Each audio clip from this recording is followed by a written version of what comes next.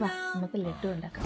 ആദ്യം പാനിലിടുന്നു, കുറച്ച് കശുവണ്ടിയൊക്കെ മുറിച്ചെടുക്കുന്നു, പിന്നെ ക്യാരറ്റ് ഗ്രേറ്റ് ചെയ്ത് ഇടുന്നു. അപ്പോൾ നെയ്യിൽ ജസ്റ്റ് ഒന്ന് ക്യാരറ്റിൻ്റെ ആ പച്ചപ്പ് മാറിക്കിട്ടുമ്പോൾ പാലൊഴിച്ച് കൊടുക്കുന്നു, മൂടി വെച്ച് വേവിച്ചെടുക്കുന്നു. പിന്നെ ഗ്രേറ്റഡ് കോക്കനട്ട് ഇട്ടു, അതും മിക്സ് ചെയ്തു. അതിനുശേഷം പഞ്ചസാര ഇടുന്നു, അതും മിക്സ് ചെയ്ത് കൊടുക്കുമ്പോൾ നല്ല ലൂസാവും. പഞ്ചസാര ഒന്ന് ബാലൻസ് ചെയ്യാൻ ഉള്ളി ഉപ്പ് ഇട്ട് കൊടുത്ത് ഇനി ആ വെള്ളമൊക്കെ നന്നായിട്ട് വറ്റണം, നന്നായിട്ട് ഡ്രൈ ആവും. അതിന് ശേഷം നമ്മൾ വറുത്ത് വെച്ച കശുവണ്ടിയൊക്കെ ഇട്ടു, കുറച്ച് ഏലക്ക പൊടിച്ചതും കൂടെ ഇടുന്നു, ഇച്ചിരി നെയ്യോട്ട് എല്ലാം കൂടെ ഒന്ന് മിക്സ് ചെയ്ത് നമ്മൾ മാറ്റി വയ്ക്കും.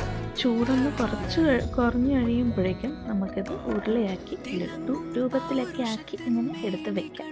എന്നിട്ടൊരു നല്ല വാനില ഐസ്ക്രീമിൻ്റെ ഒക്കെ കൂടെ കഴിക്കാൻ നല്ല ടേസ്റ്റാണ്.